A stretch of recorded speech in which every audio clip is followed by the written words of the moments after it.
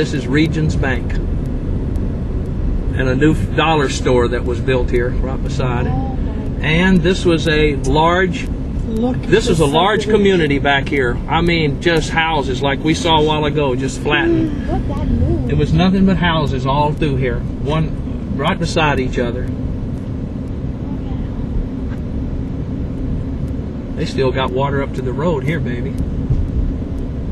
Well, Patty's is right up the street. Yep.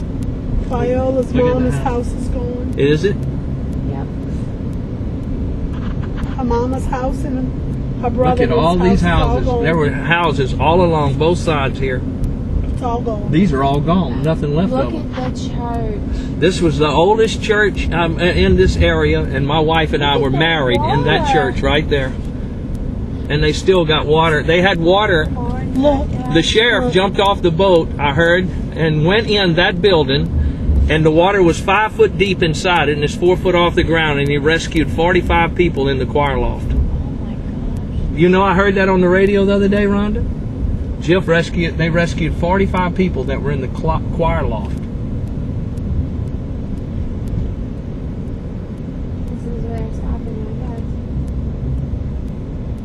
Is this where everybody's stopping? No, they said you could go past Patty Boats. So she's down here to make a documentary to show the town in Ohio, 15,000 residents. Well, this so is we're gonna see. bad. She said she ain't never seen nothing like this in her whole life. It's real bad. Ohio. And my home is y'all hearing? When wiped out. Everything I ever owned. You know, I was in. Actually, I was young. I was about 5 years old. Camille hit. It ate itself in the mouth of the river. We have fire. I was about 9 years old. Yeah. And then we rebuilt and here now.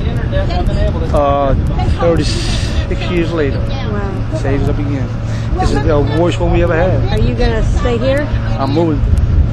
If they let me, I'm going to move in again. Yeah. Oh, yeah. But from here, like I say, from here on down, it's the same thing, all the way down to the end of the road.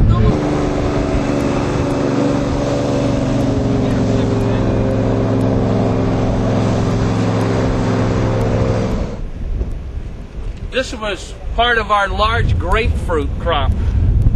We grew some fantastic grapefruits here in this area, and it's all destroyed. That was a bunch of citrus growers that we were just talking to a while ago, and all of their groves have been destroyed. They said the salt water has destroyed them, and besides that, with all the salt that's been in here and sitting for 3 weeks, it would probably be 3 or 4 years, maybe longer, for the salt to leach out of the soil before they could even hope to sustain a new crop. And then it would take 3 or 4 more years before they could ever begin to recoup any production from those trees. So the citrus industry here is essentially gone for maybe the next 7, 8, 10 years for sure.